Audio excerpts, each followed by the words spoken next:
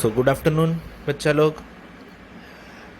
हम साइंस का ये चैप्टर ग्रेविटेशन देखेंगे अभी शुरुआत से, और अंदर ही अंदर बहुत सारे डिटेल्स जो है इस चैप्टर के रिलेटेड वो क्लियर करेंगे।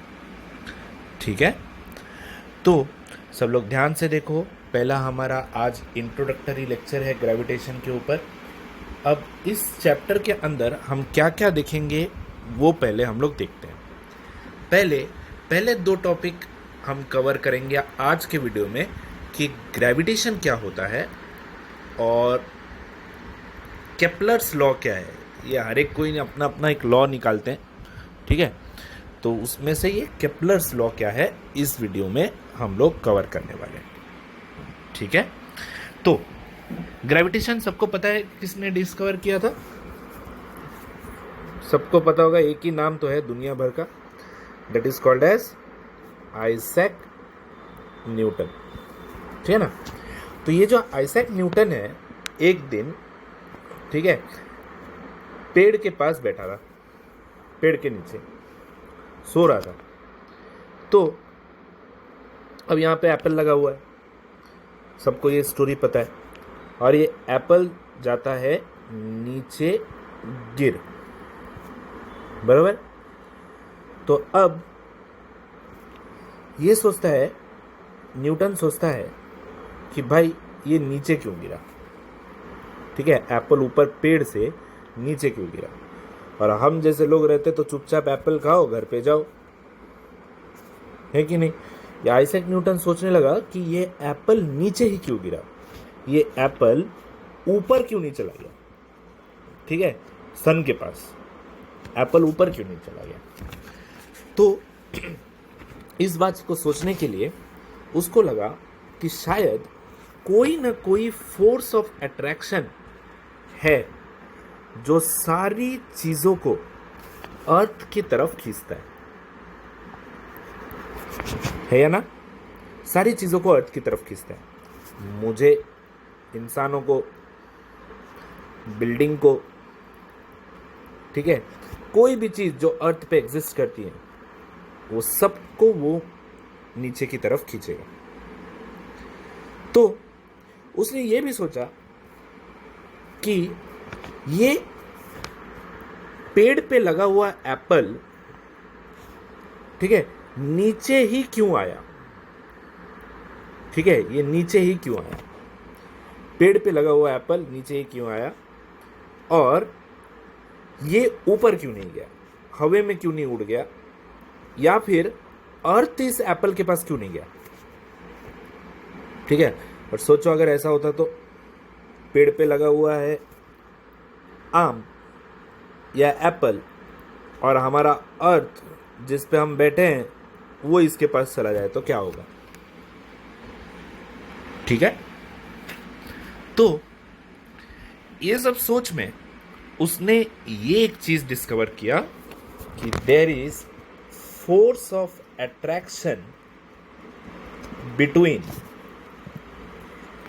Every two objects in universe, ठीक है। तो फोर्स ऑफ अट्रैक्शन जो है वो हर दो ऑब्जेक्ट के बीच में है यूनिवर्स में, ठीक है। अब हर दो ऑब्जेक्ट मतलब एवरी टू ऑब्जेक्ट, मतलब मैंने क्या बोलना चाहा, हर कोई चीज, एक एप्पल और एक अर्थ का, ठीक है, मेरा, तुम्हारा, तुम लोग घर पे बैठे हो तो भी हमारे बीच में एक फोर्स ऑफ अट्रैक्शन है, ठीक है। यहाँ पे अट्रैक्शन का मतलब अलग तरीके से नहीं लेने का, ठीक है ना, लेकिन सबके बीच में एक फोर्स ऑफ अट्रैक्शन है। इसी अट्रैक्शन के वजह से हर कोई एक दूसरे से बंधे हुए हैं, बाउंडेड, ठीक है, हर कोई एक दूसरे से बंधे हुए हैं, ठीक है। तो अब मैं तुम्हें बताता हूं कि उसने फिर क्या सोचा, ठीक है। स्टोरी की तरह लो, पहले हर चीज को ना स्टोरी की तरह लो, ठीक है। अब उसने सोचा कि हमारा जो अर्थ है, यह हमारा अर्थ है, इसके साइड में यहाँ पर सन है, राइट, और यहाँ मून। तो क्या इन दोनों के बीच में भी फोर्स ऑफ अट्रैक्शन है? सन तो काफी दूर है कि नहीं? तो इनके बीच में भी फोर्स ऑफ अट्रैक्शन है और इनके बीच में भी फोर्स ऑफ अट्रैक्शन है। सन और मून के बीच में भी फोर्स ऑफ अट्रैक्शन है। धीरे धीरे आइजैक न्यूटन ने ये भी निकाला सीन में। अब ये सीन क्या था, कैसे पता चला? क्योंकि मून और अर्थ के वजह से हमारे अर्थ में, समुद्र में टाइड आता है। उसको हम क्या बोलते हैं? ज्वार, राइट? और इसके दो पार्ट है, हाई टाइड, बराबर, ज्योग्राफी में पढ़ा होगा, और लो टाइड, बराबर। जब मून और अर्थ पास आ जाते हैं, जब अर्थ हमारा, ठीक है, मून की तरफ चला जाता है अचानक से, थोड़ा घूमते घूमते, अचानक से नहीं जाता, कोई धक्का नहीं मारता, घूमते घूमते मून के पास आ जाता है, तो जनरेट होता है हाई टाइड। क्योंकि फोर्स ऑफ अट्रैक्शन अचानक से बढ़ जाता है, ठीक है। और जब ये मून से थोड़ा दूर चला जाता है, ठीक है, तो जनरेट होता है लो टाइड। क्लियर? कब हाई टाइड जनरेट होता है और कब लो टाइड जनरेट होता है, ठीक है। तो ये सब आखिरकार हम एक ही फॉर्मूला पर आ गए, that is called as force of attraction, ठीक है। और इसी के वजह से पूरी दुनिया कायम है, ठीक है। अब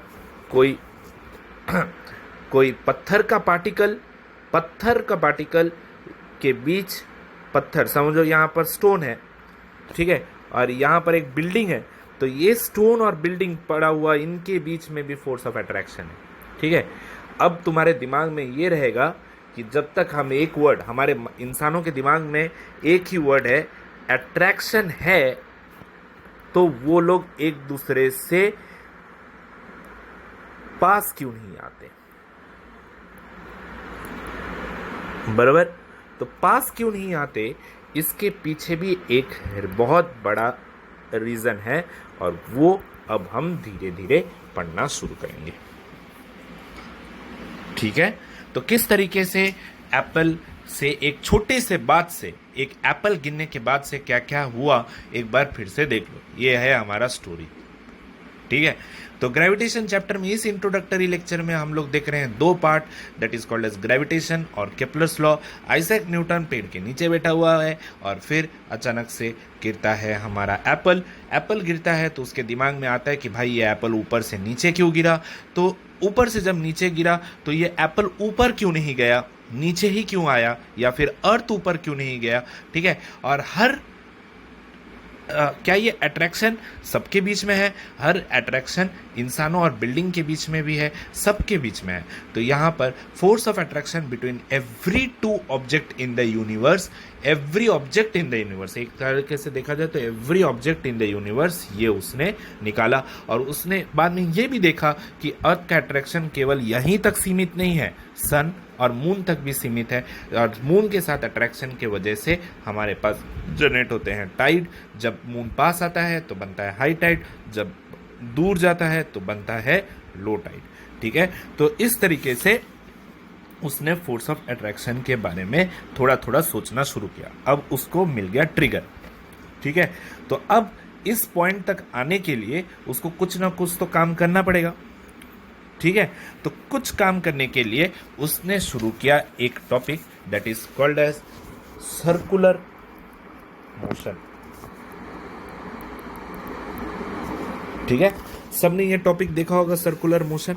अब ये नाम से ही पता चल रहा है, कोई भी ऑब्जेक्ट जब सर्कल में परफॉर्म करती है, घूमती है, ठीक है, ये ऐसा घूमना शुरू की, ठीक है, सर्कुलर ऑब्जेक्ट में परफॉर्म करती है, then the object is said to be in circular motion, ठीक है। जो कुछ टाइम बाद यहाँ पे आ जाएगी, फिर कुछ टाइम बाद यहाँ पर आ जाएगी, फिर कुछ टाइम बाद यहाँ पर आ जाएगी, ठीक है। This type of motion is called as circular motion. इसका एग्जाम्पल हमारा अर्थ है, जो सर्कुलर मोशन परफॉर्म करता है अपने एक्सिस में, और और एक मोशन वो परफॉर्म करता है, that is called as rotational motion. अब ये रोटेशनल मोशन क्या है? हमारा अर्थ खुद ब खुद भी गोल गोल ऐसा घूमता है, ठीक है, अपने बीच में, ठीक है। जैसे अगर समझ लो कि अगर हम पकड़े फैन, ठीक है, तो फैन परफॉर्म करता है कौन सा मोशन? Rotational motion. क्यों? क्योंकि वो एक ही जगह पर चिपका हुआ है और गोल गोल घूम रहा है, then it performs rotational motion. और सर्कुलर मोशन क्या होता है? जब वो गोल गोल पूरा एक एक्सिस पर घूमता है, then it is called as circular motion, ठीक है। तो अब इस सर्कुलर मोशन को तुम शायद समझ चुके हो, ये हम लोग हर जगह पर देखते हैं, एग्जाम्पल भी देखते हैं, है कि नहीं? तो अब सर्कुलर मोशन के अंदर एक तरीके का फोर्स आता है, that is called as centripetal and centrifugal. बराबर? कौन से दो फोर्स आए? Centripetal and centrifugal. बराबर? तो समझो, अब मैं इन दोनों का पहली बार तुम लोग जिंदगी में इन दोनों का नाम सुन लो, सेंट्रीपिटल और सेंट्रीफ्यूगल। बराबर? तो देखो, अब नाम से तुम लोगों को मैं समझा दूंगा कि इसका डेफिनेशन क्या होगा।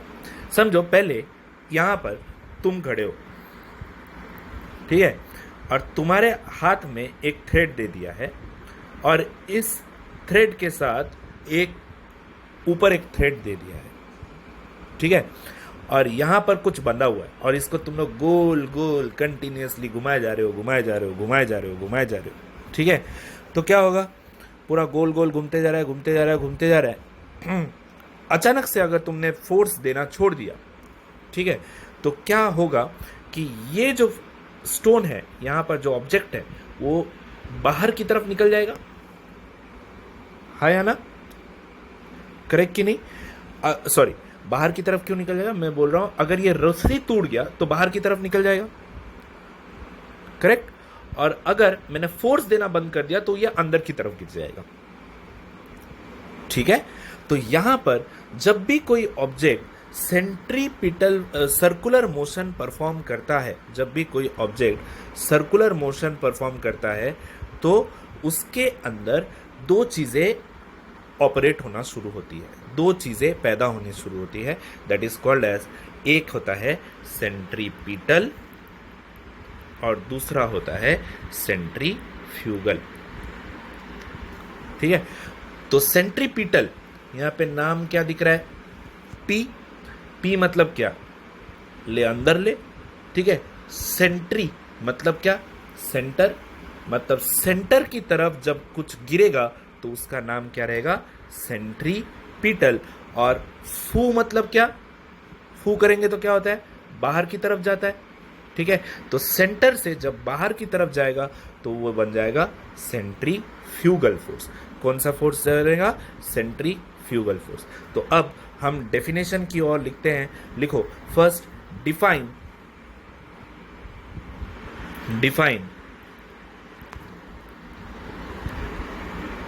Gravitation, define gravitation.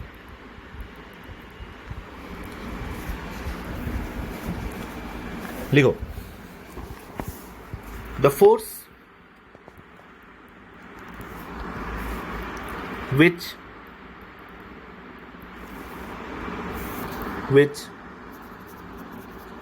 allows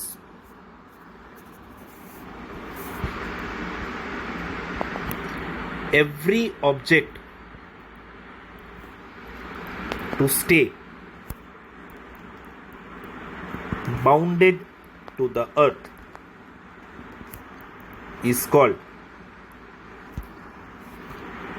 gravitational force।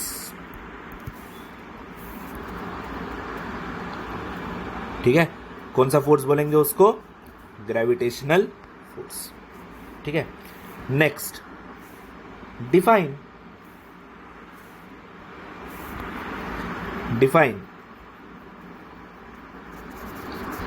Circular motion,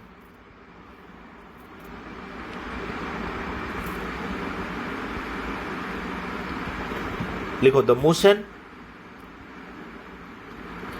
which allows an object to move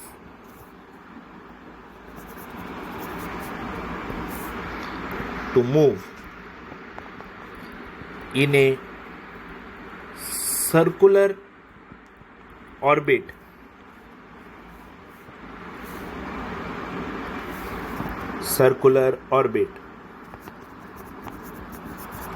along its axis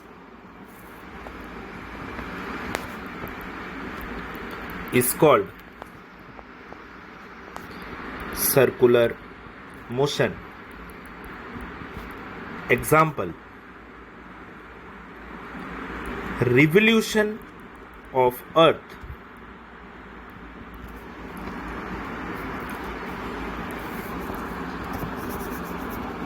लिखा सबने?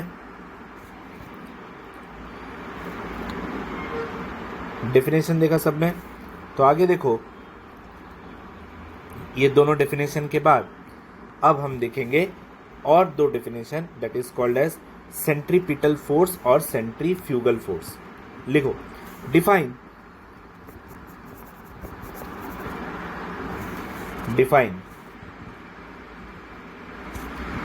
Centripetal force.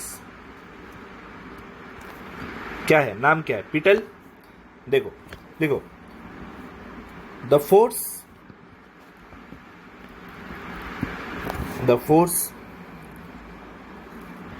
acts on any object moving along a circle and is directed towards center of circle is called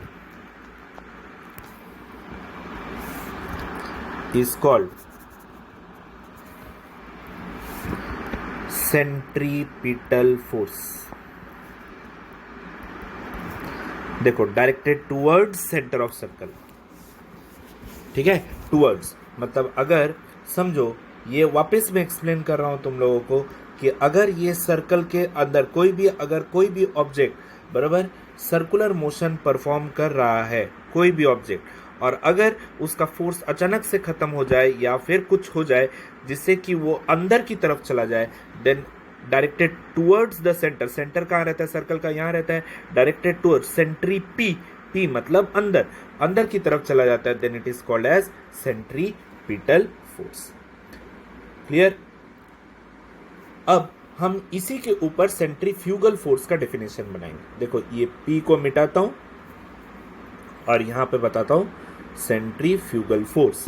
the force act on object moving in circular and directed. ये देखो, जो underline किया था वही मिटाऊंगा, directed लिखूंगा away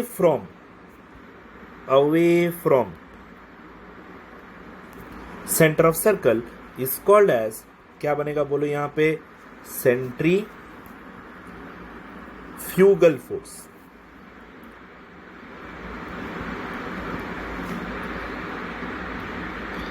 ठीक है, कौन सा फोर्स बन जाएगा? Centrifugal force. अब इसका डायग्राम अगर हम देखने जाए तो ये रहा सर्कल और ये रहा सेंटर, यहां पे रहने वाला ऑब्जेक्ट चला जाएगा बाहर, तो this will become centrifugal force. ठीक है, समझ में आया दो डेफिनेशन सेंट्रीपिटल और सेंट्रीफ्यूगल फोर्स का? ठीक है, तो अब हम आगे के टॉपिक पे बढ़ते हैं.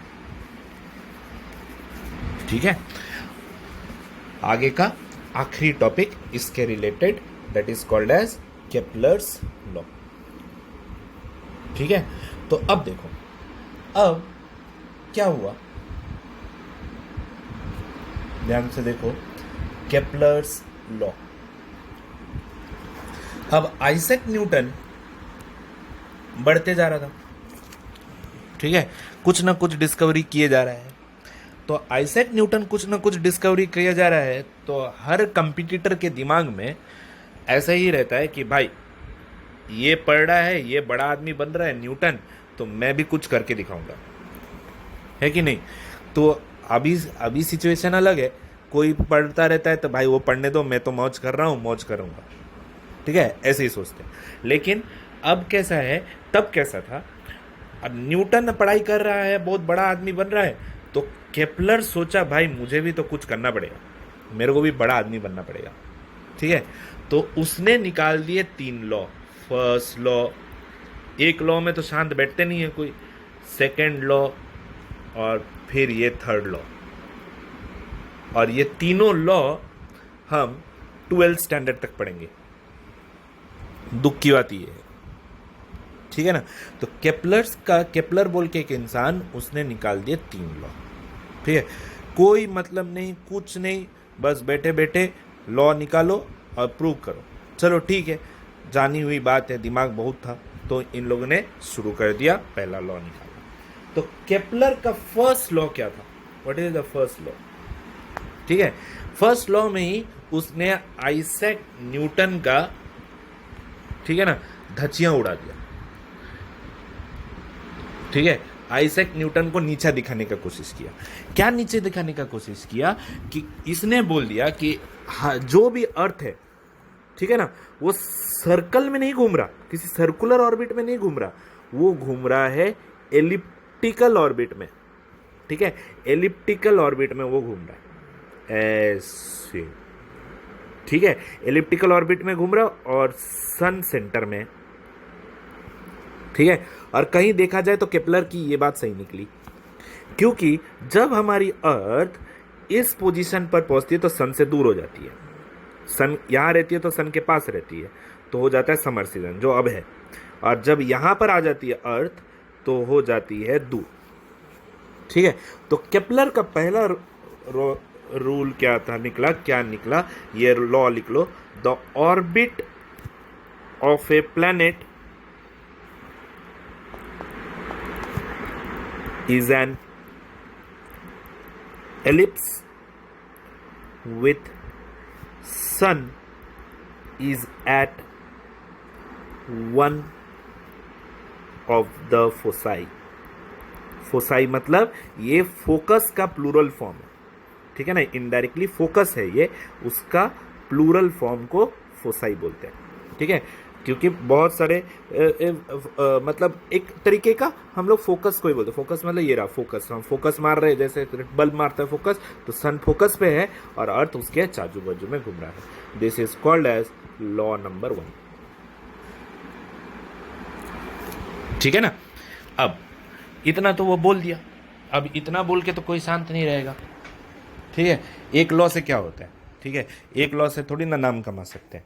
तो अब उसने शुरू किया दूसरा लॉ, ठीक है, लॉ नंबर 2 बताना। तो लॉ नंबर 2 के मुताबिक क्या था, अब देखते हैं केपलर का सेकेंड लॉ, ठीक है।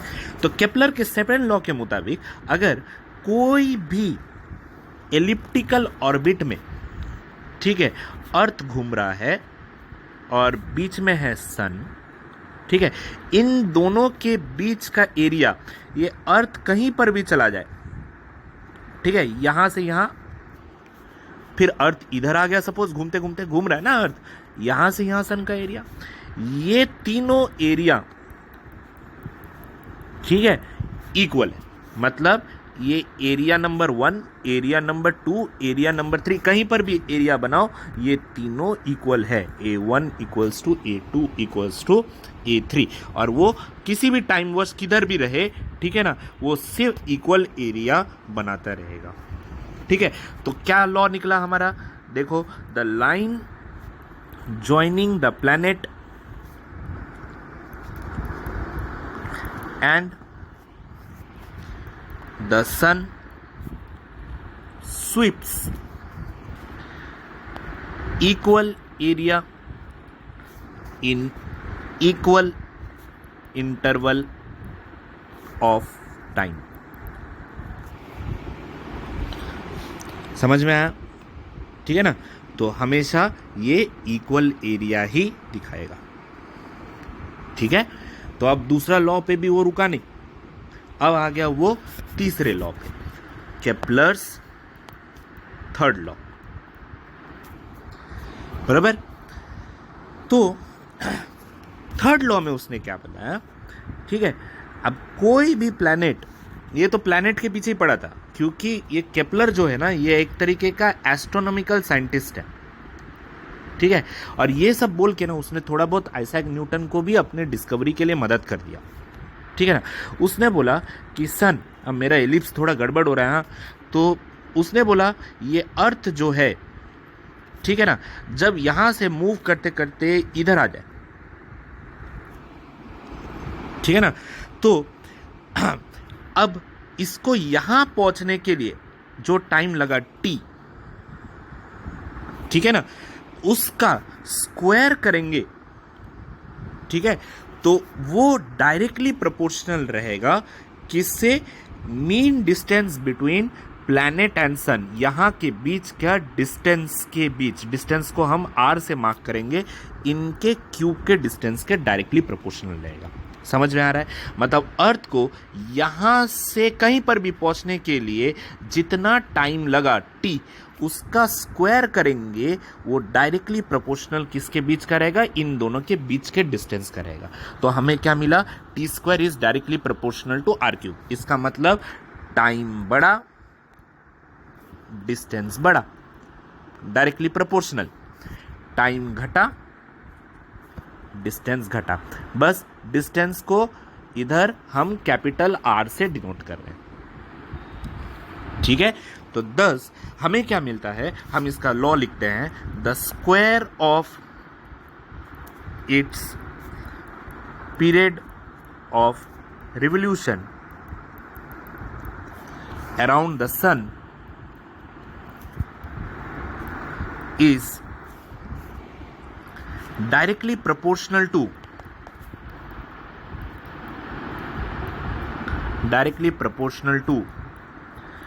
cube of mean distance of planet and sun।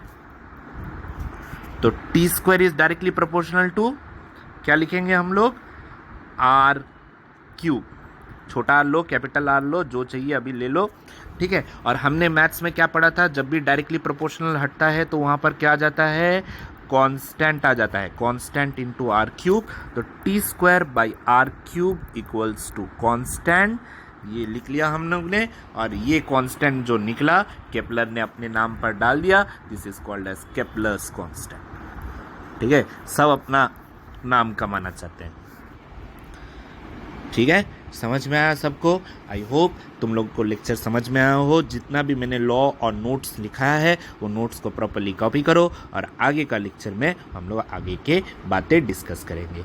Thank you everyone. Video कैसा लगा रिस्पॉन्ड ज़रूर करना।